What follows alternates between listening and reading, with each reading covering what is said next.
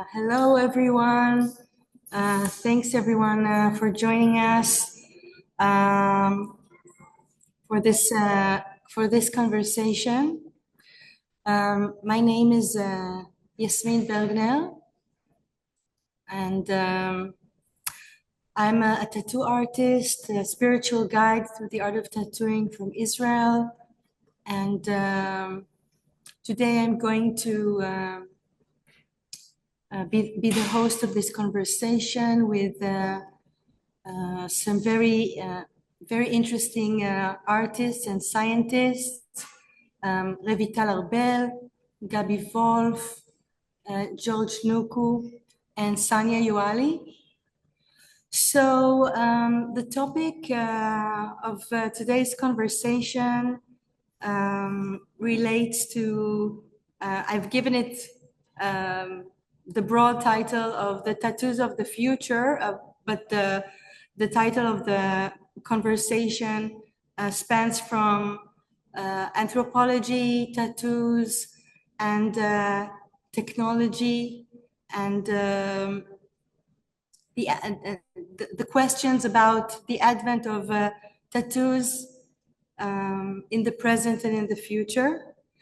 And I've been a tattoo artist for 17 years, and my focus in my own work was to relate to tattoos as rites of passage, as a kind of as part of shamanic traditions around the world.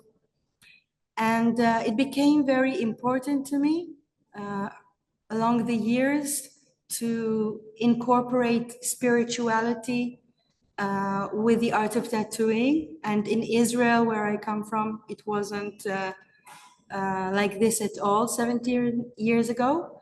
And it became also very important to me to study anthropology and to understand about the world. It became a window to the world. So one of the subjects that I am researching in the last years is very fascinating to me, and I hope in this conversation it's not going to be different presentations of the artist, but more of a conversation relating to the topics. And I will invite the artists one by one to participate. I will ask them questions, and hopefully we'll get to a conversation about the subject. Okay. Moment.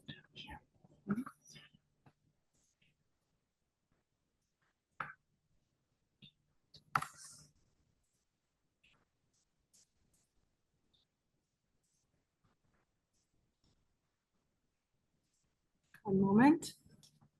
But in the meantime, I will start and talk about the conversation, about the topic.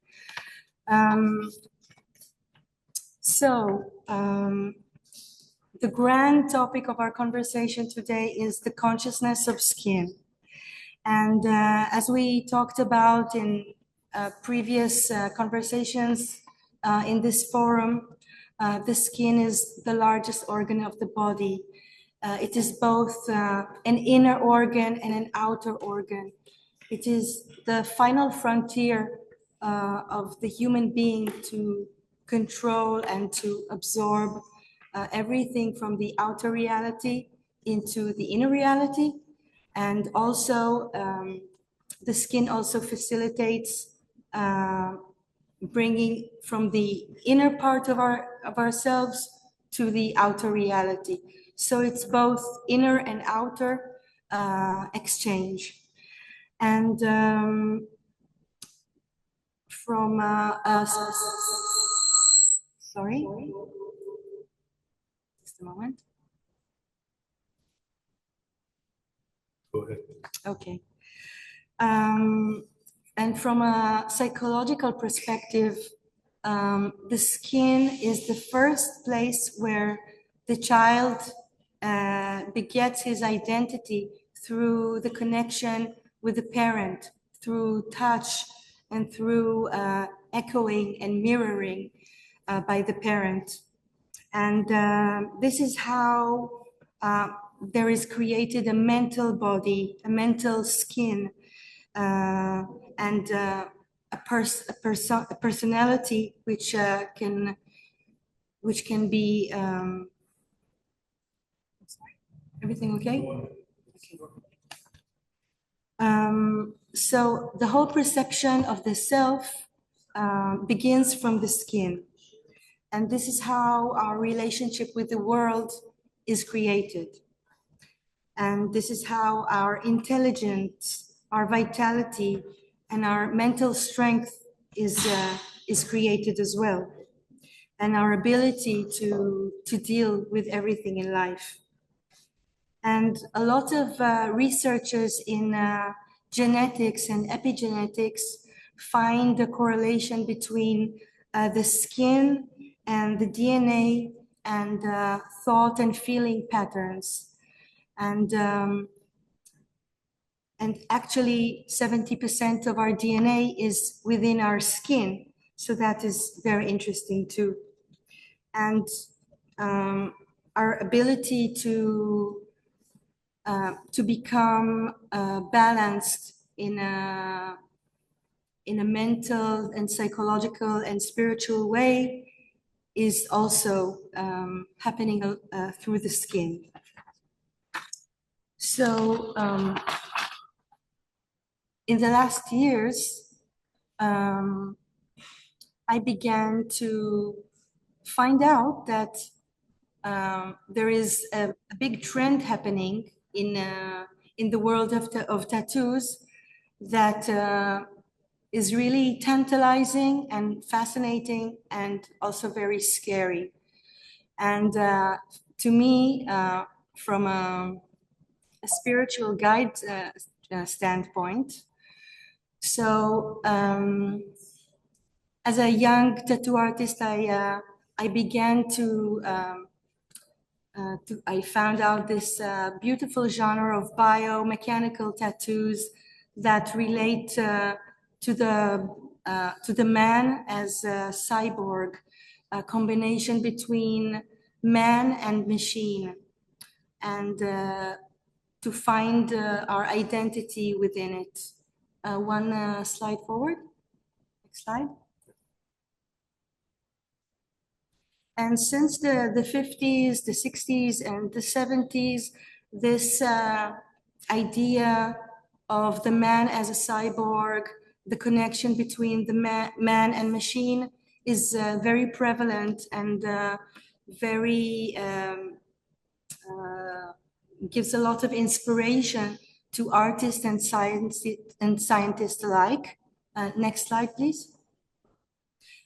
And tattoo genres such as biomechanics really relate to the body as a very abstract thing, an ability to tear holes and spaces within the body and make a lot of illusions of inner and outer realities. Next slide. So tattoo art has become in the past decades such a diverse art form that gets so much inspiration both from art history and science fiction and science as well, and consciousness. Next slide. And the boundaries of the body becomes more and more in our era, in our day and age, very malleable, and our ability to adorn ourselves, to decorate ourselves becomes so much more richer and broad.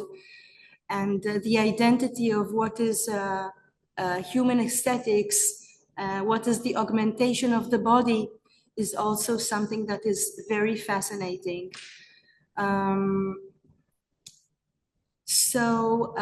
Next slide, please. And in relation to that, I would love to address Revital Arbel, first of all. You can introduce yourself in a few sentences and say what you do. And I would love to hear your take on what you think about, because you deal a lot in your work with body augmentation and transformation of the body. So what is your experience on this subject, and what you think about trends of the future? Thank you. Thank you for inviting me to share in this workshop. Can you hear me? It's clear? Yes. Okay, so I'm Revital Arbel. I'm a surgeon. I'm a urogynecological surgeon, but my main field of expertise is vaginal surgeries. It goes from vaginal surgeries to fix tears and trauma that has been happened to the vagina in birth, in accidents, in all sorts of situations. And on the other extreme, I'm actually participating in sexual reassignment surgeries when actually we create new vaginas. During my work, I do a lot of invasions through the skin to the body, and actually, I came to the point where I don't see any difference between male, female, and everything is like mixed up. And I think this is philosophically, it's a very big step for me, because when I operate, everything is actually the same. It's also very similar to the way I deal with my art and my work, because in many cases, there's no difference. It's the approach is almost the same, and I will explain. You can see in the slideshow that I'm dealing a lot with scars, with the repairs, and with a journey into the space between the body parts into creating holes. And this is a fascinating thing. I think that also there is something very personal about the decision to make changes. It takes a lot of courage to make changes. And for me, it's fascinating to be in this journey with my patients. In one side of the work I do with the transgender people, but also there's another big field of dealing with the scars after surgeries and after birth.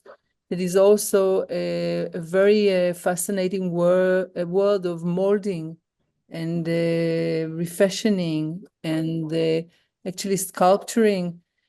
I do things mostly medical. I'm not a plastic surgeon in the aesthetic side of it, but I can tell that a lot of what I'm doing is based on aesthetics and the aesthetics of nature, physiology, but also a lot about the way things look like. And during my work with scars on my patients, I also had a personal trip with the scars I have. I also undergone several surgeries and I had scars. And I went to the plastic surgeon and asked him to refashion my scar because it was very non-aesthetic. And I wasn't happy with the results. I felt there's no way to continue with him fixing these scars. So I decided to tattoo the scars, which is another big field we didn't touch yet here in this conversation, but a lot of people use tattoos in order to cover scars. It changed several things in me, also getting to know this world of tattoo and the way you adapt a tattoo to your own personality, on your dreams, and also dealing with the process you have regarding your sickness, your recovery, your scars, and the way you want to shape the future of your life journey. And on the other hand, I developed a different approach to scars than what you call the plastic aesthetic. And I do less and less cutting of scars, removing them and fixing again. And I do more molding of scars, which is a totally different thing. And in the process of fixing scars, my patients also assist and are part of this molding process. All this philosophy is part of my art, and it's a daily thing. It's what I do when I work and what I do in my art, and it's actually I'm a surgeon and an artist, and I think I use the same methods in both fields. And I feel that one of the fields is contributing to the other and the other way around. And I think it enables me to see things differently in the work I'm doing, but also in my patients and the people I meet during my work. This is in general. Yasmine and I discussed a lot things that we have in common when people come to us and want us to help them with something. It's always the physical thing, but it's also the mental thing, and it's also the spiritual thing. And it's a journey of healing through art. It's not medicine in I don't know, medicine and art were always the same thing, but I can't even tell the difference. I'm just saying something, but it's actually there's no difference. And I'm able to help people medically in a sort of medical way, but actually it's always a journey that engulfs everything together. So I think we are doing mostly the same thing with just different skills, qualities. Even I have a permission to cut through the human body, but also with the tattoo works, it's becoming more and more interventional. We see people implanting things in the skin. We see, but this is not new, by the way, because tattoos in ancient times or even in tribal societies in Africa, it's actually scars. It's not even color. It's scarring the face or the body in a certain way, sometimes adding colors. And it has a lot of mythical, traditional meanings, but also I think scars in labor and all the field of fixing the scars and all the approach to scars in the birth field, for example. It's also a lot of it is mythical and a lot of it is emotional, and it's like the vagina is the center of the world in a way. And I think many things source from it, and this you can see through the scars. It's like why do we need scars? Why do we need to have tears when we deliver? It's some kind of a ritual thing. So I think it's all of it is part of things that society is trying to do to us, but also our personal struggle to mold the way society is affecting us and control it. It's mostly about controlling. I think the whole modern world is based. Agenda is the way people are trying to be controlling their own destiny, body, ideas in the face of this globalization of ideas and the control of the society over us. So Yes. Yes, you wanted to say something else? I wanted to say again that the vagina is the center of the Yes, thank it's you. the center of the that. mandala. It's Thank the you for center of that. the mandala. Yes. Yes, I think you're so right. And most of our scars are inner. They are hidden. They are invisible. And we all carry, our own baggage. And for me personally, throughout the years, that tattooing became a way to show those inner scars and to do a kind of an alchemy for them. And I think what you do is totally alchemical, because it's between the physical and the mental and the spiritual, and this healing process is totally alchemical and transformative. Amir, can you move to the next slide? And when I was a baby tattoo artist, one of the things that I really missed, like I said, was spirituality in this field, in this arena, which was very masculine and totally not spiritual. And one day, just, a bird sat on my shoulder, and I thought to myself, why don't I study about anthropology, the history of my professions, so I can become a better and more helpful tattoo artist for for the people I work with. And then I discovered tattoo anthropology through in the beginning, the works of Dr. Lars Krutak, one of the most influential tattoo artists in the world.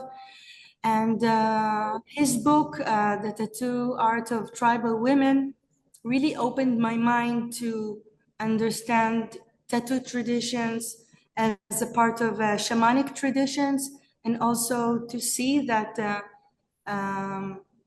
women were a part of it equally as men, and not just men like I used to, like 17 years ago here in Israel. So, like you said, tattoos and body modification is nothing new. It's very ancient. It has both aesthetic, spiritual, mental facilities, which are equally important, psychological. And the next slide, please. And we can really see them all across the world, embodying wisdom, mythology, social structures of the society it comes from. And next slide, please.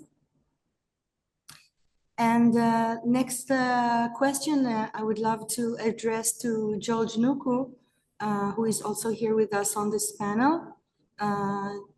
George, if you can introduce yourself in a few words, and I would love to hear your take, what you think about the role of tattooing today, and as a part of its journey from ancient times in the present and into the future, and especially like our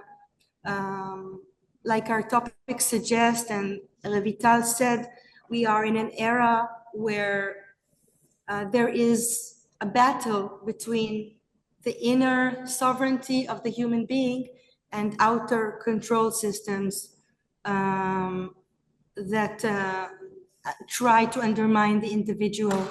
So I would love to hear what you think about it. It's a big order. Yeah. Tēnā koutou, kia ora everybody. Yeah, I'm George Nuku, that's me. And I'm of Māori, Scot and German Jewish extract descent. So I could consider myself a genetic cocktail. And yeah, I'm 60 years old. I've been a practitioner in the arts as a way of life. I started drawing when I was 7 years old, but I've made my life as producing artwork for the past 37 years of my life. I'm currently based in the ducal capital of Normandy, that is Rouen, city of Rouen, and it's where I live with my wife and my children. And I work predominantly in museums and art institutions and cultural centers and communities, etc., by invitation. And yeah, I'm invited all over the world to perform my duty as a practitioner. Yeah. As far as tattooing is concerned, the word tattooing is tattoo is interesting because it's one of the two words that have come from Polynesia, from Oceania, I could say, into the Western vernacular. The word tattoo and also the word taboo, or we say tapu. Those are the two words that are used by the West from my language. And in some ways, tattooing is a misnomer because the word tattoo means to strike. It's the action of tattooing. That is, hang on.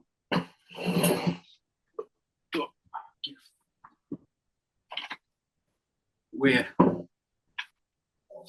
the chisel is held in one hand and the mallet is held in this hand, and it's the action of entering the skin in this way, and this is called tattoo, this action. And you see it in the West when they use it in the context of a military tattoo. That is the drumming, the drrrr. This is where the word tattoo is utilized in the West, and it means this word that you call tattooing. When in fact it's more akin to, in the Māori sense, it's more akin to carving. We call it carving people, engraving, because it's the act of lacerating the skin. That is the important part. It is the action of cutting the body open. That's really what is the core essence of what it's talking about. And the idea of laceration is plays out predominantly in the Māori psyche. For example, we say in the dawn, when the dawn comes, we say hai hai mai rei te pō, which means the light of the dawn lacerates the night. It's a poetic way of saying, the light lacerates the dark. Hai hai is the term we use. Hai hai means to cut open, to lacerate. These things come from the very fact of the geography and the topography of the land that we come from. In our narratives, we talk about the culture hero Maui, who's kind of like Hercules. Maui's father was an immortal, and Maui's mother was mortal. So he's what they consider a demigod. And in the Maui lineage features all throughout Oceania. And Maui's parents, for some lack of imagination, I don't know, but maybe it's because it's a title as well. It's like a royal title. Anyway, Maui's family, his brothers were all called Maui. So his oldest brother was called Maui in the front, and then there's Maui in the middle, and Maui on the side, etc., etc. And we are the last born. We descend from the last born of the Maui family. So it's considered that the Māori people display all the characteristics of the last born child. We are the ones shaking things and being precocious and causing mischief, you could say. Anyway, in the course of the feats of Maui, he pulls up the land. He pulls the land out of the ocean. It's a giant fish. And the fish is flat and smooth. It's a giant stingray kind of fish. It's flat and smooth. And Maui, with the aid of his brothers, and Maui says to his brothers, hey, I've got to go and find the old people to conduct the necessary rituals to make the land, the fish safe for us to live on. And in Maui's absence, the brothers all start arguing with each other and saying which piece of the fish that belongs to them and where they will live. And in the course of that, they start fighting, and our canoe paddles are pointed at one end. They're pointed, and in the course of the fighting, they lacerate this fish. The fish gets cut, and the fish starts writhing and contorting, and it's agony and screaming, and and blood is flowing, and the fish is twisting, and it's all, and in the course of this, it forms the topography of the North Island of New Zealand, of Aotearoa. That's, our land is heavily, it has hills and mountains all in the center of it, in a ridge type formation. And we say that all of this thing is a result of these lacerations. So in the case of funerary rites, the women take the volcanic glass, the obsidian, and lacerate their bodies and their faces and across their breasts, deep lacerations, so that the blood is flowing and the tears are flowing and the mucus is flowing, and all of these things, they kind of what's the word? They kind of congeal and coagulate and form these sticky tendrils that reach our mother, the earth. So it's an incredible custom we don't really practice anymore. So it's all this cutting is involved, and we say this is how we avenge death. And so my point is that the cutting, the people came from tropical Polynesia where all their bodies were adorned. They're all adorned with all the skin is adorned, right? Because that's the clothing. And they came to Aotearoa, New Zealand, and oh my God, there's the places like Scotland. It's freezing cold. It snows here. It snows and it's cold and wet. So in time, the face became the facsimile. The face replaced it took ascension over the body adornment. The body is still marked, but the face in particular, because it is the part that is seen all the time. It's not covered in clothing. And the idea that the skin is cut open. So we don't, the Māori practice this art form like no one else, because in the case like you mentioned before, you were right. You were talking about the Africans. The Africans, the Africans make scarification, on themselves, and the body, when you lacerate the skin, when you cut the skin open, the body's defense throws it throws the keloid scar from either side of the laceration.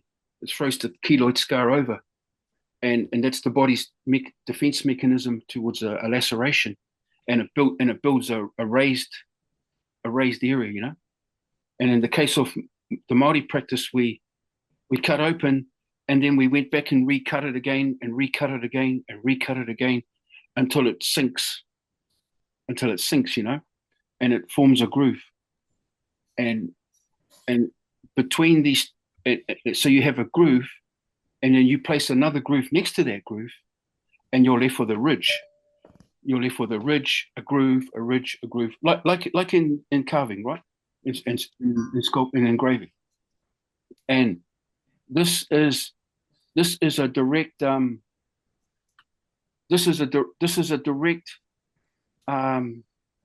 response or relationship, you could say, with the topography of the land. This is to say, I am the land.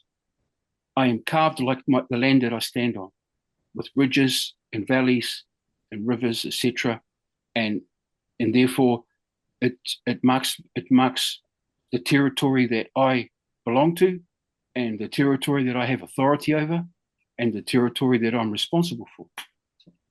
And so we call ourselves tangata whenua, which means person and land. They're the one. It's even exemplified further by when you're born, your placenta is put in the land. Our word for placenta and our word for land are the same word, whenua. So the act of it is more important than anything else. We didn't really have tattoo artists. We didn't really have artists at all. We didn't even have a word for art. There's no word for art in the Māori language. There's because the idea that art is like separate to existence is inconceivable. So you don't really have a kind of separate word for art. Instead, everything is preceded by the art of, the art of fishing, the art of dancing, the art of carving, the art of killing.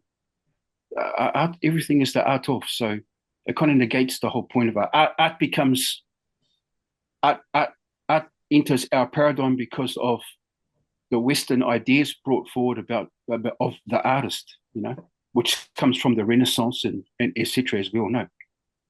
And that's how the context has changed now, and that there's the emphasis on the artist as opposed to the art. Like I was part of a group. I was part of the group in the 1980s, beginning of the 1980s, that we were all sculptors and carvers, and we said to ourselves that we were committed to ensuring that the art form didn't disappear, because we were witnessing with our eyes the lust of the old people who wore the moko on the chin, the old women. And we would see them, they'd come into town, we'd take them into town, or we'd see them in town, in the city. And as we realized by the 1980s, they were no longer around. They were dying out. And at the same time as that, due to the changes, we had moved into cities, and we were living in urban context, and all of the side effects that came with that. We were squashed in these kind of government housing projects. A common story, a poverty story, culminating in alcoholism, domestic violence, incest, all kinds of abuse, harming, and the predominance of urban gangs, and the gangs were tattooing themselves on the face, using a kind of a really, and they still do it, a mad mixture of Māori moko patterns with SS runes and swastika and bulldog faces and all kinds of stuff, all thrown together with this idea to intimidate. So we're looking at that, and we're looking at the old people disappearing, and we're saying, well, we're not those guys, those gangsters, but we're not those ancient people from another time either. We're like right now. So we took it upon we said, okay, we're gonna practice the art again. And we it wasn't easy, it wasn't easy. There was resistance from the mainstream white society. There was reluctance and fear, and from our own old people who were worried that they didn't want to see because it's so intensely sacred, our art form. They didn't want to see it being trivialized, and rightfully so, as it is now in globalization. And so we had to kind of prove to them and ourselves that it's worth bringing back, And now, I roll the time to 2024, and in my country, moko is completely normalized now. There's so many people wearing it, and it's a kind of a mixed blessing, you could say, because now everyone has it. It's we achieved our objective that we dreamed about it coming back, and now that it's back, we're like, we kind of have to be careful that we treat it with the depth that it's required. This is the kind of downside of globalization. You get to have everything, but it increasingly means less. Like when you have less, it means more, it seems. And when we have more, it seems to mean less. It just seems to be the way things are. And so the challenges we are saying to ourselves is, how can we ensure that we because ultimately the moko is we're not wearing the moko wears us. It's like any kind of uniform. The uniform wears you. The uniform every day it's communicating to you how to conduct yourself. This idea of decorum in Latin, decorum, decor, to decorate. People say, oh, it's just a decoration. Well, I say, well, excuse me, that's very important, because decoration is a language. Decoration is connected to behavior. A person goes to fight in war, and by their actions of bravery, etc., they are highly decorated. And those decorations wear them on the appropriate occasions. And so these patterns and these motifs and these designs are there for that purpose, to instruct us and to remind us daily how to conduct ourselves. In the same way that you see, I live in Europe, and I see all these decorative elements in architecture that it's a language that people no longer comprehend, from ancient Greece, etc. And all these things are important because they inform you about what the purpose of that building is, or what the purpose of anything is. We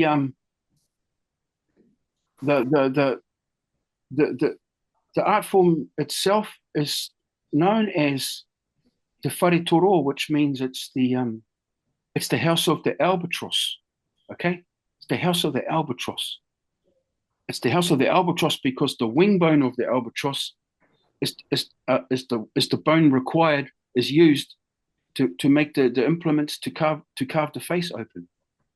Because the wing bone of the albatross is structured in a way, because it's a big bird, it's a big animal, it weighs a lot, it's a huge animal, and the structure of that bone is unlike any other bone. It's almost like carbon fiber. It's got like all these straws and stuff in it, and it's a way to make something strong but light, okay, for this big animal to fly.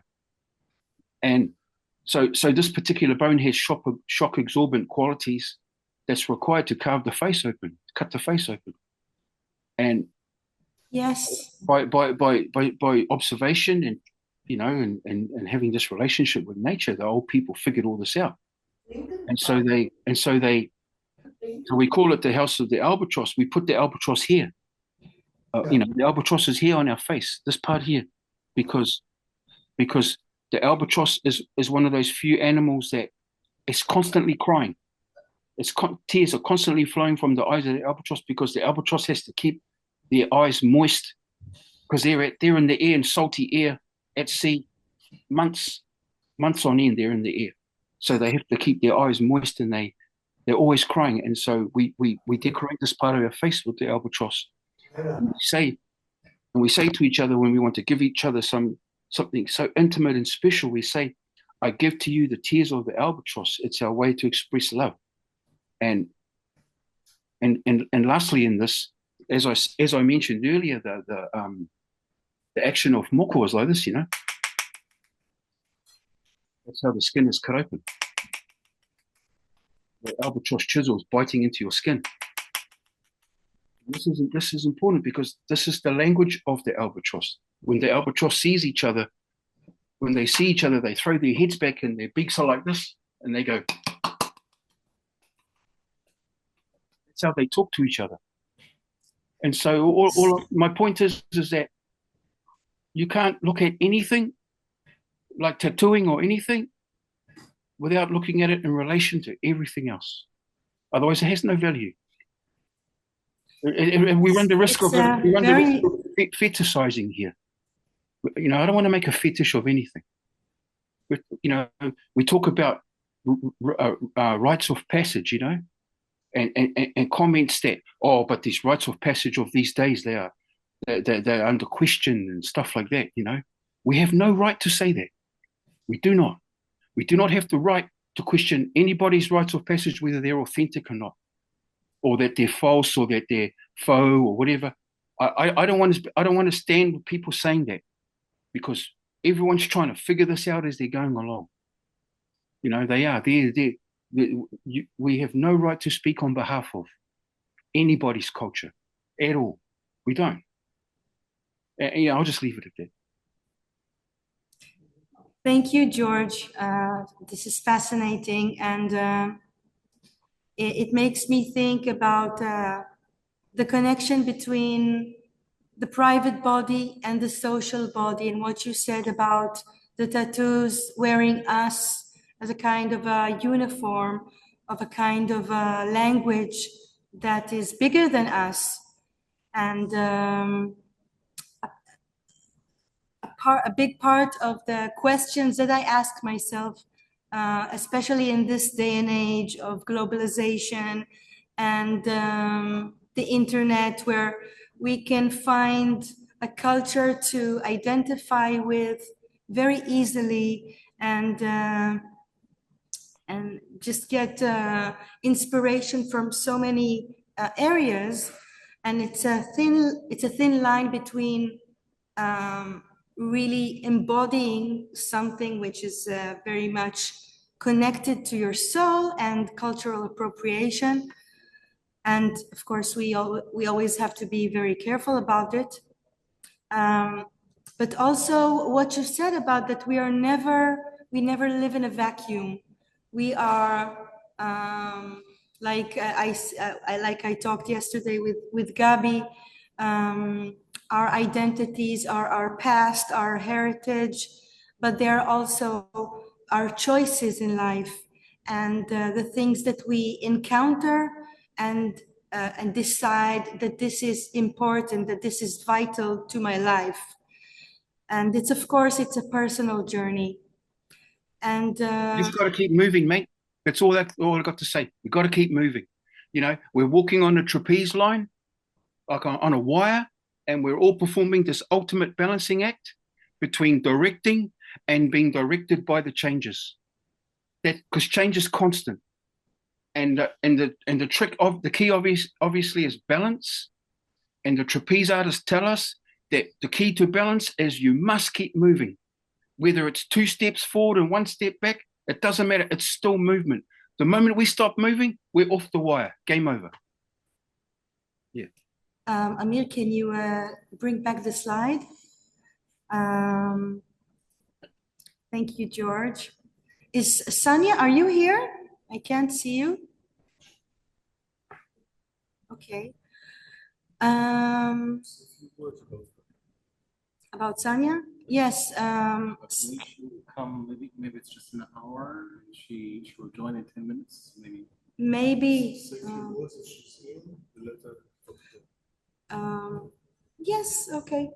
Yes, we're still waiting for Sanya Youalli, the tattoo artist from Mexico, to join us. But I'll continue with the slide, and hopefully she'll join us very soon. Yes, so I think to live in this day and age is very confusing. Even the question of where to keep moving, and as I said, it's very personal. There are so many directions to advance, and it's ultimately, in the end of the day, it's a personal choice. And one of the most tantalizing trends that I've come across is the trend of transhumanism and body augmentation, where people do ultralight, ultraviolet color tattoos under their skins, so that they are shown in the dark, or implants of lead instruments under the skin to make them look, cyborg-like. Of course, this is all aesthetic. Next slide.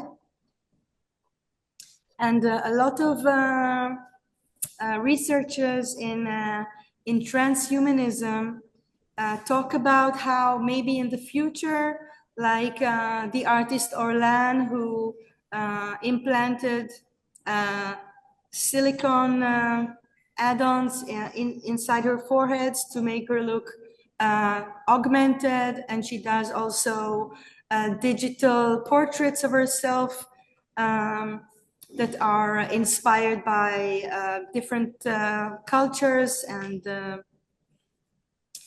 focuses. But maybe someday in the future, maybe tattoos will be able to, as some transhumanists imply, may move, may react to movement and different technological advancements. And next slides, please. Slide. So this global trend of transhumanism basically talks about how the human body is not complete on its own, and it needs augmentation of various technological kinds to augment it, to make it more of whatever. And I'm saying that because every artist or researcher may take it to a very, very different approach and direction. And this is a subject that fascinates both scientists and artists, such as the artist Stellark, that I apologize, I don't have the caption of his name here. The artist Stellark is transplanting silicone ear under his ear, which is connected to a microphone where he can listen to his wife standing in the kitchen or someplace else and communicate with her. And he does a lot of experimental artistic exploration in this direction. Next slide, please. This tattoo artist has lost his arm in an accident, and he constructed for himself a kind of a steampunky apparatus where he can tattoo with his missing arm. So this is another kind of a demonstration of how we are already a combination of man-machine, a cyborg, something that we can see in, in various operations where they implant titanium thingies, that can replace things that we lost. Hearing aids, pacemakers, you name it. These no different, just tools. Yes, exactly. Next slide, please. So everything basically is a technology, and from the first tapping device of tattoos in ancient times and also in Hebrew, I think in every language, the word tattoo is onomatopoeic. It's a word of sound. It's a word of the tapping of the ta ta ta ta ta or the ka ka ka ka ka.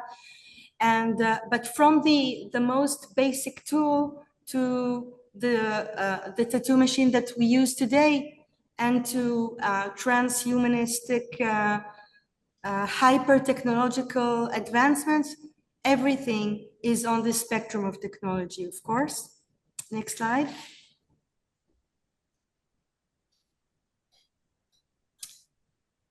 This is a kind of a device that students from France tried to develop, a kind of a vending machine where you will be able to go to the beach and get a tattoo on the way. I'm not all for it, but hey, that's just me. But it's interesting to see a kind of exploration. Next slide.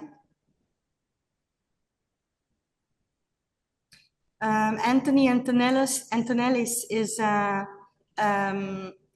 web artist, designer, and he implanted a chip, an RFID chip under his skin, so that every time he places his smartphone over his arm, his hand, he can see what is in this chip. And in this case, he implanted his own artworks. So he calls it a kind of a mobile art gallery. And of course, we can think about, the movie Matrix and the whole history of steampunk and science fiction movies and literature that, like the books of Isaac Asimov, we are living in the in this reality what those artists and writers imagined just a few decades ago. Next slide. Sanya is here, wonderful. And another example are biotech tattoo, which is another trend, which is both exciting and terrifying at the same time, to me at least, why tantalizing? Because from one hand, the tattoo ritual, the tattoo act is such a personal act. Now we can see trends that are coming from technological corporations trying to sell us biotech tattoos that will make us what they call quantifiable canvas that will allow us to measure our vital signs and so on through a kind of a very aesthetic-like tattoo. And this trend is also called, aside from biotech tattoos, biohacking, grinders, as a part of this big trend of body augmentation, human enhancement technology. Next slide, please. Yeah, so this is just another small example of more technological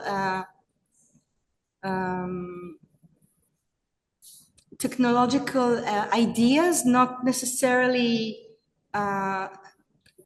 current, for on the market, to allow something which is implanted or on the body to monitor our vital signs and maybe more. And as a part of it, for me, this is a big question. I would love to address next to Gaby when we come to his slide soon. What do you think about the dangers that may happen, and what is the relationship? Is it possible? Do you think it is possible to ever have a balance between the human spiritual advancement and the human technological advancement? And Amir, you can go forward to a few slides ahead. Forward, a little bit more.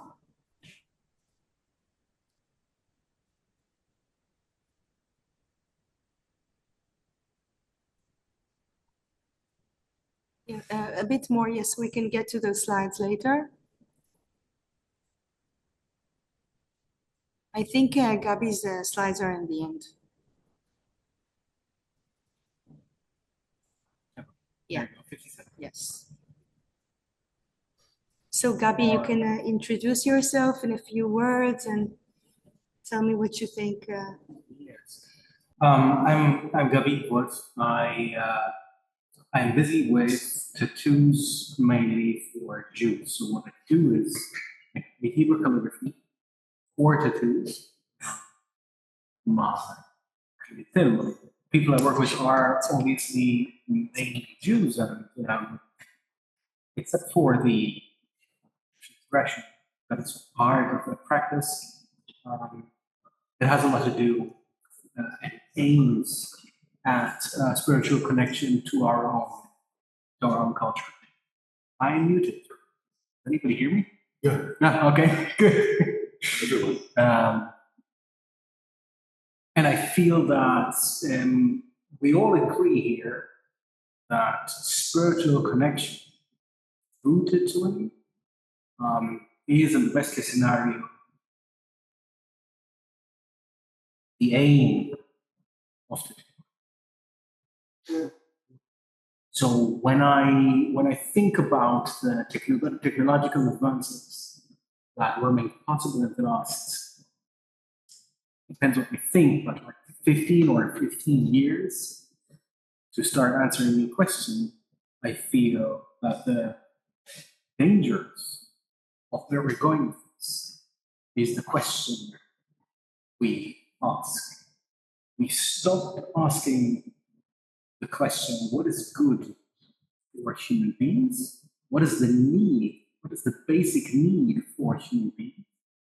And we are focused on the question, what is technologically possible? That is what guides us for already more than one generation and the way for 200 years.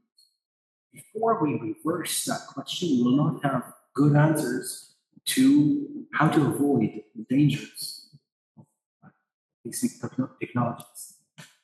In order to ask that question, what do we need as human beings, we have to ask who are we as human beings?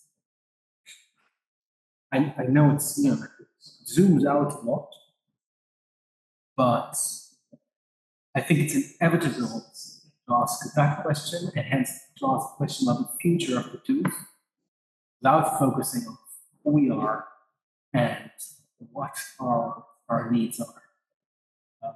In the end, we're talking about an individual body and its relationship with the collective body, and what control the collective body has over the individual body.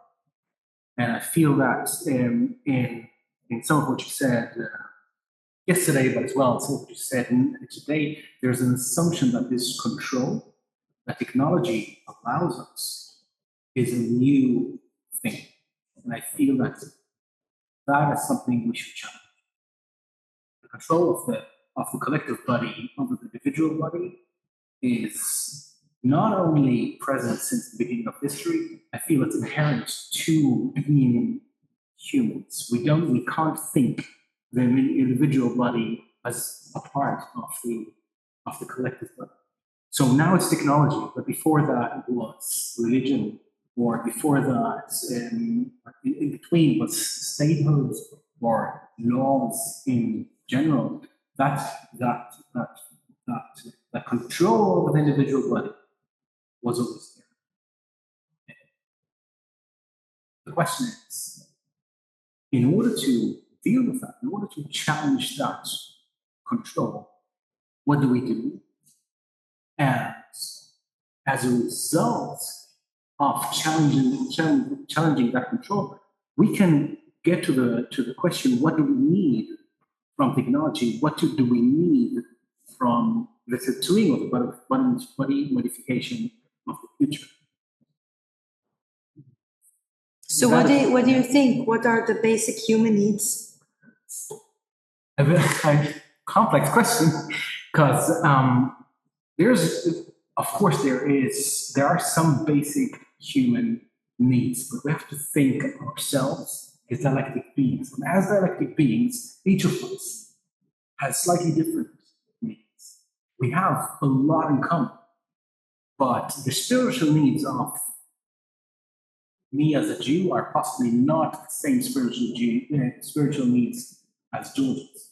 So the answers cannot be the same for me as for George. And there, I think we have an overlap. George and I have an overlap in the answer. We need to remember who we are as collectives And by remembering that, we can stand on the shoulders of giants that will show us the way to where we have to go. We have to remember, we have to reconnect to our to our collective identity, to our past, and hence see our future. When I think back to what George said before, there is a danger in globalization because it has the tendency of presenting us with what Gigi called hyperculture. It has the tendency of presenting us with a choice between our own traditions, the limitations of our own traditions, and on the other hand, the illusion of a freedom in a world that isn't bound by that tradition.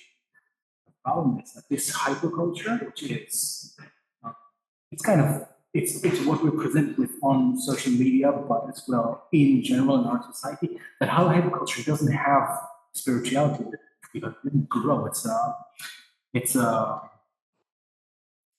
an amassment of symbols without symbolized meanings.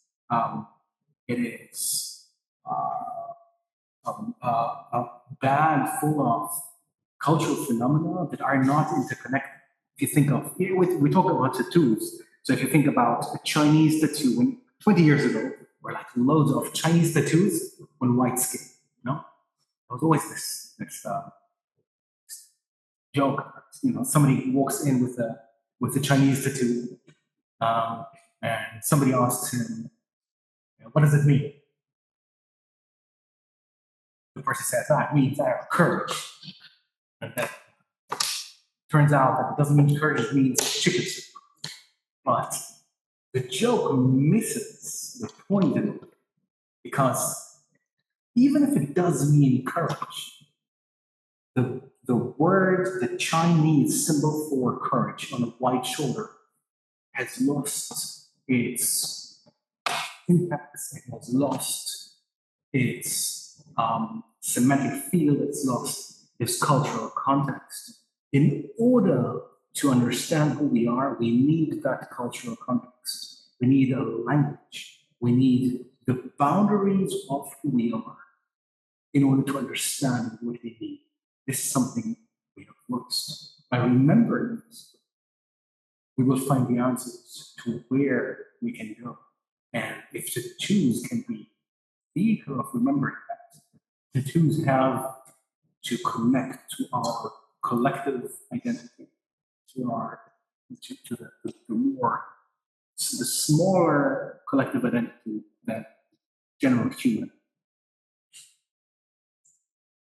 Wow, thank you for your answer, Gaby. Yes, this is really, really fascinating to understand in this day and age where the line goes between culture, as I said, cultural appropriation and something that is very deep and meaningful to your life. And I guess we will never be able to really know because it is so personal. But I think one of the best ways to make sure it will happen is to make sure that we really investigate and dedicate ourselves to really understanding the origins of what we seek, of what is meaningful to us traditionally or spiritually, coming from various places. Amir, can you go back a few slides up? Yes? Just want to ask you, Gabriel, Yes. would be there any kind of tattoo that you wouldn't do for someone? Are there any tattoos? Raise your voice. Oh, yeah. Are there any tattoos that I would not create for somebody? Oh, loads. Of course. I don't know, don't let me start. It's like, normally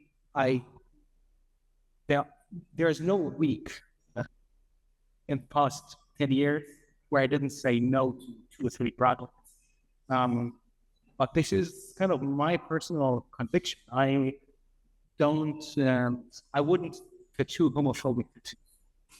You know, there are lots of Jews out there that's not overly, enthusiastic about gay people being around. Some of them have the strong urge to tattoos on their skin. I would not create racist.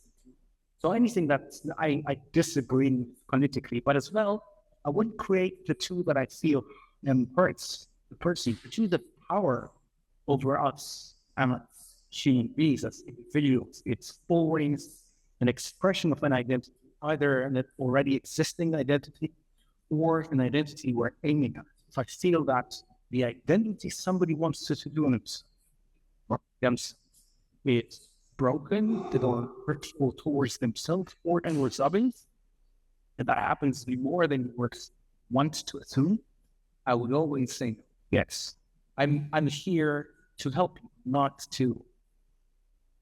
to make money. George, thank you.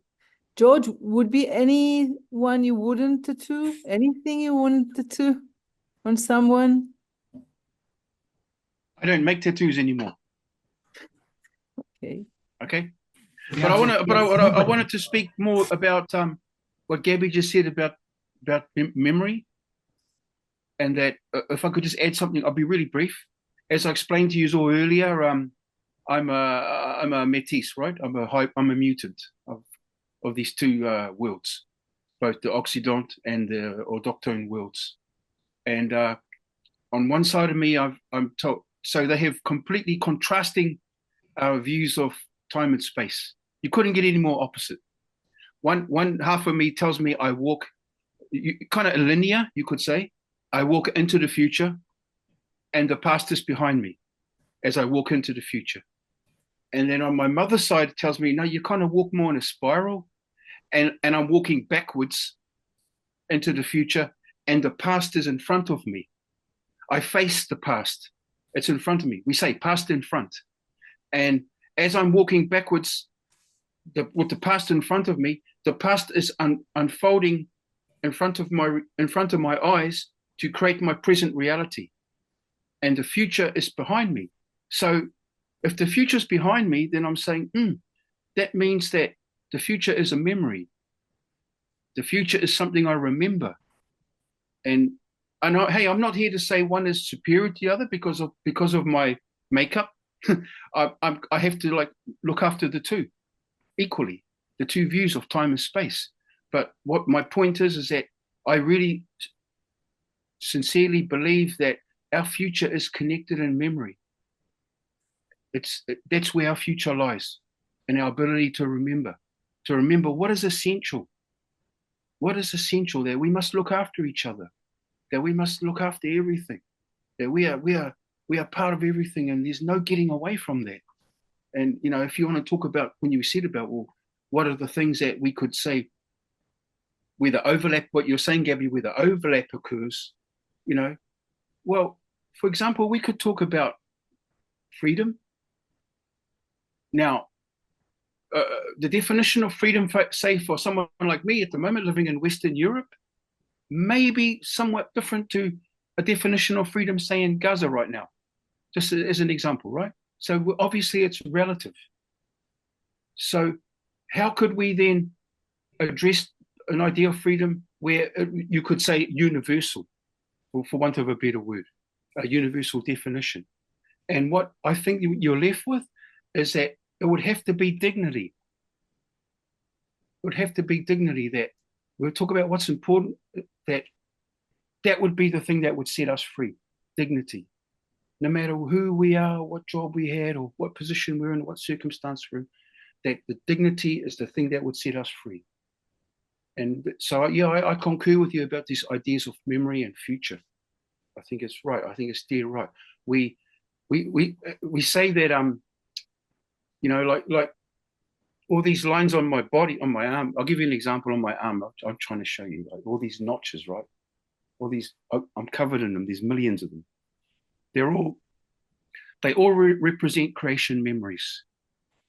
Myself, my parents, my grandparents, my great grandparents, etc., back through to to the memory of when I was a bird, when I was a memory when I was a lizard, when I was a plant, when I was ice, etc. Back to our first creation memory that everyone can share in. Our first creation memory of when we were the light of stars. That's our first memory. That's what we say. That's our first memory. It was starlight. And so we say, and the plants inform us this every day, because the plants they head that way, they grow that way. And so we never say I'm going home. We say I return home. So we are always returning. No matter how far we go, we're going to return home. It's encoded in us as beings. We just are. We're going to return home. We're going to return home to that first memory of when we were the light of stars. We kind of exemplify it still. Like we have stars on Earth. George Clooney is a movie star, or Madonna is a pop star, or we're stars. We're stars. We are made of starlight. Kind of a circular hero's journey. Yeah. We're just trying to figure it out, aren't we? Making it up as we're going along. True that. Yes, thank you. I think it's so important, especially in this day and age, to really understand what are the really, really fundamental values that are equally important to every human, no matter in what culture or what time. And yes, dignity really feels that it cuts through to the core. And gender. And gender. Gender? Also gender. The ability of all genders to express themselves. It's in many cultures, including Judaism in parts, and I guess in other cultures, the thing with the expression of women as part of society. It's always so equality. So you're talking about equality? Yes, also about equality, because things like everybody talks here about the symbols taken and became part of the culture. With women, it's very, very strong, because almost all their being is being taken into being appropriated to the culture, to the society. I don't know. What's in this response to this globalization you're talking about before?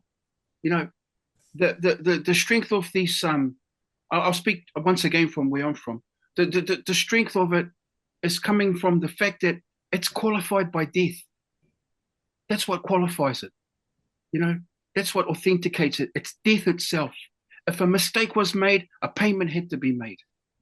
That's the bottom line. And so what you're saying before, Gaby, about operating from a base where there's a kind of a foundation is so true. Before you go out there and start borrowing and indulging and examining and discovering and all that, there's got to be that. Otherwise, it's just a big mess. Yes. It's just one big global mess. Yeah. And it means nothing. We know everything. We've got everything, but it means nothing. Means nothing. As the English say, it's a fate worse than death. I think, yes, that's the kind of crisis that we are in through globalism. And I would love to address a question to Sanya. Sanya, are you here? I can't see you. Amir, can you get back to the slide, please? She needs to be unmuted. Ask her to unmute. Can you unmute yourself, please, Sanya? Yes, I'm here. Hi, Sanya. Just wait 1 second. I will get to your slides. No, downward. Down. No, up a little bit. Yes, this one. This one. Yes. So what George said about memory and about the malleability of the past and the present, and maybe the true reality of them, of being one complex reality, brings me to the subject of sacred geometry, which is, to me personally, is very, very important for many, many years. And just in a few words, what is sacred geometry to people who are listening who don't know? Sacred geometry is a universal language that we can see throughout life, in every aspect of life. It's a biological, physical, mental, astronomical, symbolical language that through the basic meta structures and patterns that we can see in nature, in our psyche, in the stars, on the earth, in the planetary system, in everything is being born, comes to life through those meta structures. And one of the most the closest fields of research that are close to spirituality nowadays is actually quantum physics. And through quantum physics, they can actually establish today that the past, the present, and the future are actually happening all the time, simultaneously and non-locally. So this really gives, if we want, a kind of a scientific proof to this very philosophical, animistic belief that there is no past, present, and future. It all happens at the same time. And as a tattoo artist myself, I use a lot of the use of symbolisms, mythologies, metastructures, and through very personal connection, bonding with my tattoo client, we try to understand what is alive within them that may be translated and transformed, alchemized through symbolic language. And in this field, I feel very close to Sanya. And Sanya, here we can see one of your works in this slide, and we can see some more later. So you can introduce yourselves in a few words, and I would love to ask you the question afterwards. What do you think can be the true relationship between technological enhancement of the human body and the regarding of the human body itself as a totally sovereign and complete technology of its own? Hello, I'm Sanya Youalli, and I live in Mexico for 23 years. I born in Slovenia and Yugoslavia, and I dedicate past 2 decades, over 20 years, to the research of the ancient tattooing and the way of the rites of passage of mark in the body. So I didn't hear everything what you was saying, the Gaby, because was muted, but I understand your question that it can be the connection between the technology in the relationship. I think it's impossible, because it's like relationship, it's something that it has spirit, that it has soul. So how can be the relation with something that is artificial? It's the technology, I don't say it's not good. Of course, the technology it's good if we know to use it, but in a way that can be the machine that marks the tattoo. I think it lost all the magic. It lost all the ritual, because it's the guide. It's between two persons. It's between two energies that is woven when the ritual or ceremony it's made. So so I don't believe that can be really the relationship in between the something that is technology, intelligence, and between the human being, because the intelligence will, artificial intelligence or whatever that it's like made by the computer, will never have the soul. So when we are speaking, except for from my point of the view, because I see my work not like tattoo artist, or it's much more beyond, because I specialize in the therapeutic tattoo. The sacred geometry, it's part that I express, like somebody asked to Gaby if he would do some other tattoo. I don't do the tattoos that are not the sacred geometry. So I have very like specialized in what I focus. But it's not only, it doesn't matter the image, it's or what you are putting on the body, because for somebody one dot can mean a lot. So even in the ancient times, mostly the tattoos were like very simple geometric things. But I think it's more beyond this. It's how it's held, all the ritual, all the ceremony, how it's the energy, how it's the prayer, when it's everything, how it's the preparation. So if there is a technology that can do this, I think that it lost a lot.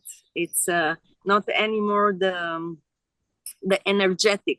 There is no more the energy that it's both ways, but it's like maybe the person will feel it, and for the person will have a meaning, but it's not anymore the interchange of the energy. So in my point of the view, this is like almost, this picture is 25 years ago when I do the performance. So it's like very old picture. I saw you choose, I don't see my new work. So this is mostly all the picture more than 10 years old.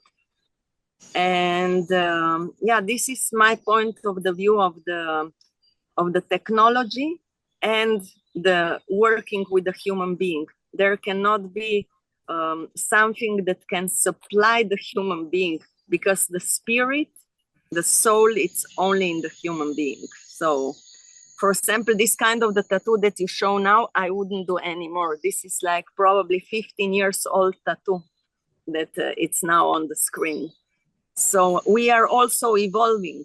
So we are all the time evolving. For me, everything was steps because I didn't have the teacher or the mentor. And every step in my tattoo career was guided from the spirit, from my intuition. It was not something that I went the same, like I was explaining about the therapeutic tattoo. I don't know if you put the back, that it's the person that have deeply scarred the back. Yeah, and, no, I don't have it here. I think that was very important. Oh, maybe it's the next one. Can you show the next one? So, for example, how I get to, no, this is not the, this is in Indonesia. It's a tribal tattoo meeting that we had. It's how I get to the therapeutic tattoo. It was very spontaneously. The person came that have deeply scars on the back, and this was around 18 years ago. And in that time, the tattoo movement was very different than today. So when I see the person, he was very hard to express. He didn't speak much, and he have really low self-esteem. And when we start to tattoo his back with the stimulation of the needles, his skin regenerates. So when after the first session, when he came back with the hilt, the epidermis was mostly regenerated. There were no holes. The same like today that in the micro needling that they do on the face, but this was nothing were existing back days. So for me, when we finished the work, for him was like really huge rites of passage, because it have a big jump in his life. Not only that his back changed completely, it would be nice to see the back, how it was scarred and how it changed to the piece of the art, we can say. But this is just the physical, just material. But this helped him to have better self-esteem, to get more comfortable in the emotional states, and also to grow in his spiritual state. So everything is connected. And when you work with the person, you can see this change of the energy. I don't know how it would be, because you also guide the person and you see. So I think that with the technology we would go, and some robot or something would do the tattoo, would be very different. Maybe it also probably have effect on the person, but it's not the same, because it's not the energy, that it's an energy multiplied. So Yes, exactly. And this automatic tattoo machine that I showed earlier, for me, it's so pointless, because the most important thing is the connection between the tattoo artist and the person who is getting tattooed. Like in any relationship, if we don't touch our children when they are young, if we don't hug them, if we don't acknowledge them and mirror them, then they won't become, they won't become an integrated personality. They may even become crazy, because I think well-being, mental well-being, physical and mental well-being, is so much connected to ourselves as cultural beings. We don't live in a vacuum. We need each other. I think it was Socrates who said that one soul needs another soul that will see them in order to exist. If nobody is seeing us and acknowledging us, our needs, our beauty, our uniqueness, then actually it's very hard to establish an identity, a balanced and with really good well-being. Does anyone want to address this topic from their own perspective? See that there? See this? Can you see that? This have a nature, okay? It have a nature. Nature is in this. Because everything that this is coming from our mother. It's not from outer space, from here, from our mother. So it have a nature, you know? Look what we do with this nature. We caress this nature every day. We caress it, huh? We caress this nature. We caress this nature more than we caress our babies. We caress it constantly, huh? Hold this nature to our ear and we whisper it like a lover. So speak all our intimate thoughts into this nature, huh? You know? We hold this nature to our cheek like a newborn baby. Precious baby. We hold it like that, no? When we don't know where this nature is, where's my nature? I can't find my nature. Yeah, our world collapses. So please, there's nature in this. There's nature in the computers. There is. When the computers came, the old people called it rorohiko. Okay, when they heard about the computer, they called it rorohiko. Roro means brain. Hiko means electric. They called it electric brain. They said, yes, it's God. It's God outside of our nature. And they asked, what's the language this God speak? And they said it's Eo, because in our world, Eo is the word we give to the supreme creator. The idea is Eo, E and O. Eo is composed of these two elements. That's what you need to make creation. You need one of these and one of these. That's what our creator is. Our creator is the two. And so they ask, what's the language of this God, this electric brain? Oh, it's they said, voila, of course, because it's saying input, output as well. This binary code. So please don't tell me there's no nature in this. This comes from our mother. Nature in this. By spending the time with it, we recognize all its qualities, and even its nuance. You can discover in this, in everything, in this, in everything. No, Anyone, yes, anyone else wants? Change is coming, man. Change is coming. Change is coming.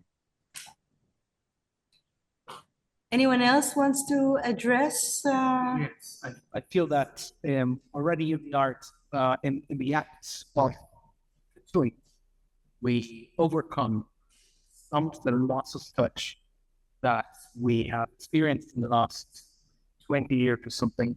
Because tattooing is one of the few things that can't be downloaded, that can't be erased, that can't be put in a hard.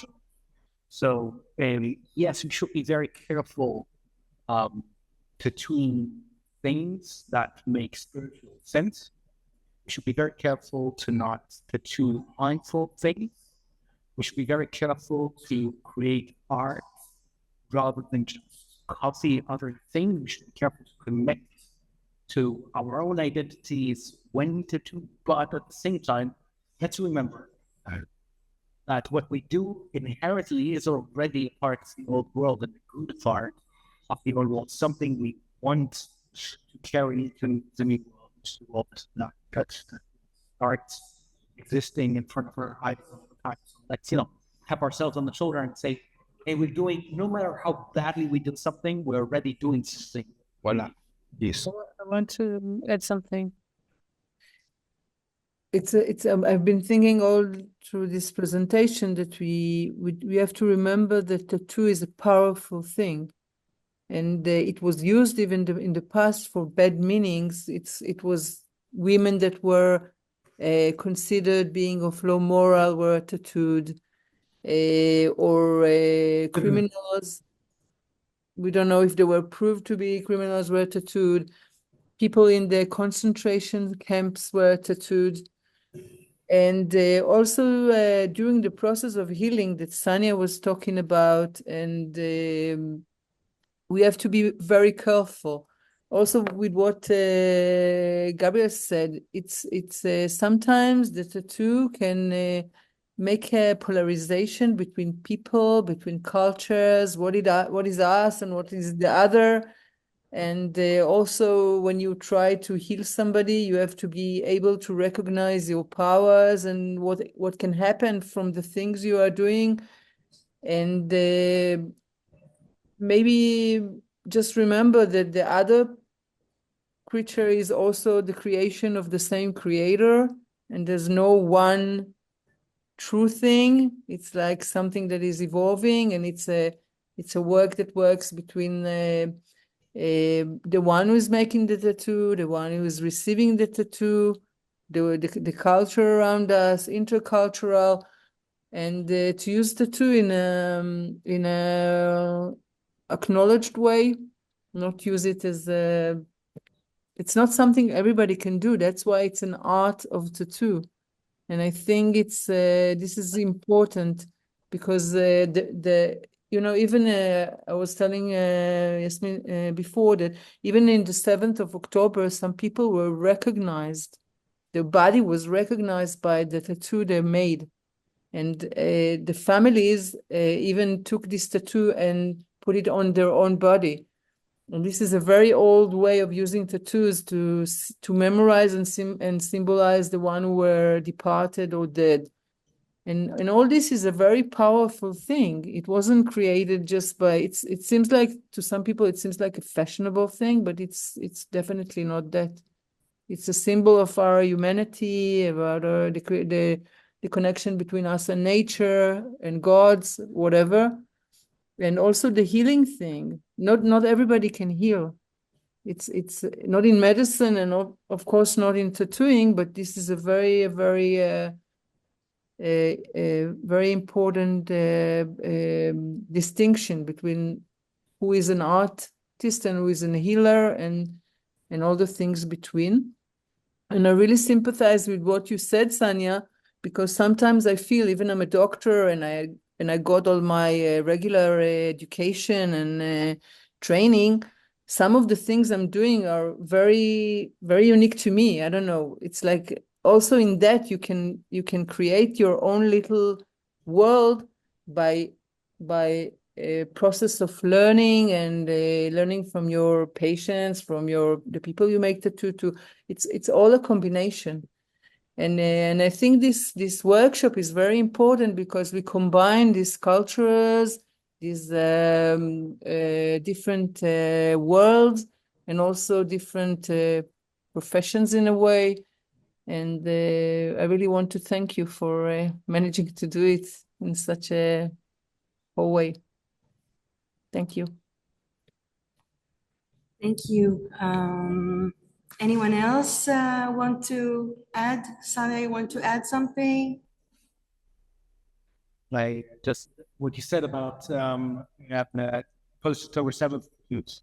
Of course, working with Jews on tattoos, I think I don't know, 85% of what I did since October 7th, it has to do with October 7th, the birth.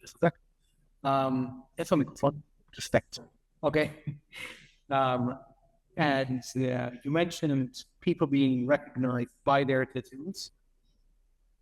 One of the things I come across time and again is people wanting to get Shani looked tattoos or her art tattooed. And again, we have this idea of creating or connecting to an identity via tattoos and making this, in this case, connection between listening on a dead person. Yeah, and with your own people, so might be art.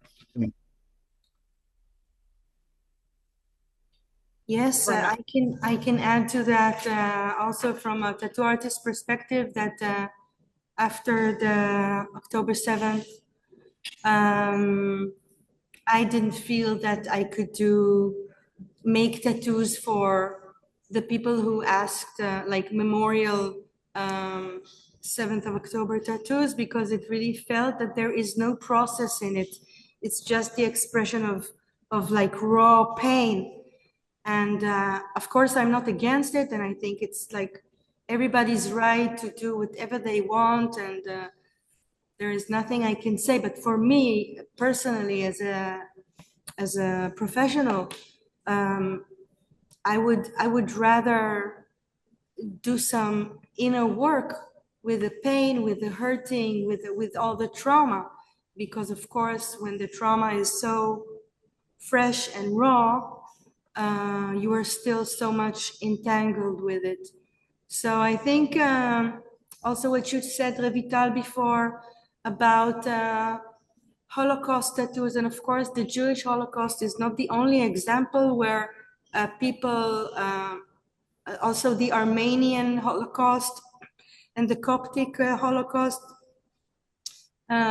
also beget a kind of a tattoo trend to tattoo the symbols who made me marginalized as a peoples. And so I think we went a long way from what happened 70 years ago up till today. And there is still a lot of work to be done spiritually, mentally with it. And we need time. That's something personal on the subject.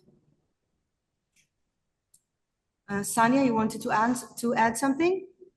See, I think that, before you were speaking about the humans, and we are social beings. We together. It's very...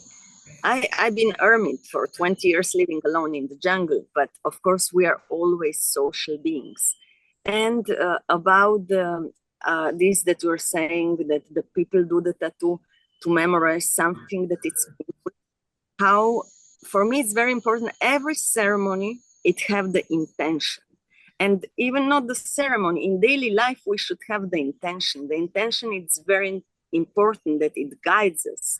So if the person, for example, in my case, say, I want to memorize, and then it becomes something not positive, I always try to guide like, no, because this should remember you something positive.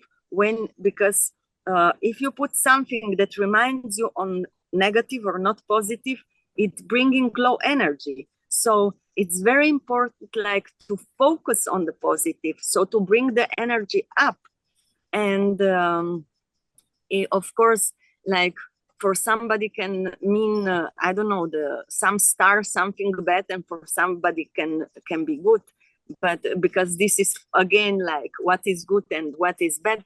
But I think that more beyond that, it's the intention. And the tattoos, of course, you went a little bit not so into the past. It have also that mark the in the jails, but the most ancient, like thousands years old mummies, they make the tattoos for different purposes. Also, the mostly was rites of passage, and some they making in the to distinct different like hierarchy. Some they make it in the therapeutic ways. So some they make it for the even for the like medicine. In Africa, there is still tribe that they mix different herbs and they tattoo and they provoke some type of the infection, and that makes the like vaccine. So it's many different. Even in the ancient time, not everything was for the same. Like probably Maori in New Zealand have different, like if earns the tattoo, and then in the other place, like it was also distinction in between the society. It's like the uniform. We know like which one is the police, which one is the military. Even in Philippines, they use the tattoos depend on the nature. Where were the rice field, they inspire by the rice fields. So on the tattoos, you can see from which region are. So they honor the earth with the putting the nature from the earth on their bodies. And of course, there also the back part, the dark part of the tattooing that they use in the jails or to mark the people. So depend how we focus again. So, and I think, yeah, that part, it's very important, like the intention, no? That we have good intention, that why we're doing this. And if the person don't know, because I sometimes ask the people, and what it's your intention, and they say, I don't have it. So it's like, so why you are doing this? And also today the technology is so evolved that, of course, it's good because we can have the stencil machines that save us hours of the drawing. But for example, 20 years ago, it was much more difficult to start to tattoo, because you need to know so much more things, like how to weld the needles. It was very, especially here in the Mexico and other cultures. But today, honestly, it's like on the golden plate, because the material, it's so evolved. Everything, it's like inalambric machines. What I was dreaming, that was like, for me, futuristic future, now exists. And before was not even like the same, like the cell phones that didn't exist. When I say in primary school that we will have the phones that we can see each other, everybody was laughing. And now we even speak with many people together. So the technology is evolving very fast, but we still need to be connected to our roots, because the tree needs to have the roots to sustain, because if the roots are weak, the first wind, they blow it. And of course, technology is good, but it's very important to have this balance in between the past and also the future. And it's really delicate, the point where the balance is. So I think this is. Yes, wow, it's fascinating what you said, and it keeps more question popping in my head, and I'm sure we could talk about it more for hours about these topics, because it's so fascinating. And I think after talking for 2 hours, I don't think we came to any deep conclusion. We're doing But just We'll sleep on it. to We'll sleep on it. Yes. Can I just add one last thing, and that's this notion of wealth, Yes. okay? Let's speak The about notion of what? wealth. Okay? Now, the tattoos truly have meaning on the part of the recipients and the communities that support that recipient, is by what they bring to the table. The artist, they don't ask the artist or the practitioner or whoever, or how much does this cost? This should fly in the face of all that capitalist thinking, because the practitioner in turn says to the person that's come to them, what does it mean to you? How much is it worth to you? So you can say, okay, I'm going to give you this Porsche for my tattoo, and that's what your tattoo's worth. And in that way, we remember this competition of generosity. We make a contest of generosity. We strive to outdo each other, and who's the most generous? That's where you get your name from. Not by, I got it for the cheapest price. That's shitting on nature. This meanness, this poverty of spirit is coming from that. We're trying to get everything for next to nothing. And our mother doesn't do that to us. She doesn't give us a 75% sunrise. She gives us the whole 100%, man.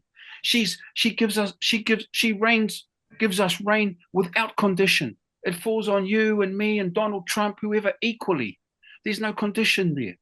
So we can't say we lack precedent for this kind of remembering these ways of being. It's all around us. And what everyone is saying is so true. It is powerful. Life is powerful. Life is extraordinary. It's important that we must have the rigor of thought in everything we do. There's no room to be slack about this. I totally qualified. agree. It's qualified by death. When those guys go out in those fishing boats and catch fish like they do, if they make one mistake out there, they don't get a second chance. So that's why they will have their little shrines at the beach and that, and make their insurance payment and that to the sea and all that. That's why we do all these kinds of things, because of death. When death is present, we actually live. Understand about life. We just the tattooing and the moko element and the society of Māori is all about that. It's all about that. It comes from the underworld. It comes from the underworld, and it was brought up into the light of day. And it's a story like Gaby said. It's the hero's quest that people faced the gods. They faced the gods. They thought, I'm gonna put all my markers on there. I'm not going to hedge my bets. I'm putting it all on the table. And that kind of extraordinary behavior is this antidote to this global mediocrity. It is this retardation of thinking and this poverty of spirit. We're going to be bored to death if we're not careful. Like I said, it's a fate worse than death. Extraordinary is just ordinary with extra in the front, with a bit of in the front. That's all it is. That's like our mother. She's extraordinary. The moon says, George, look at me. I'm extraordinary. And the moon says, George, you are extraordinary. So we don't lack examples, guys. We do not. Thank you, George.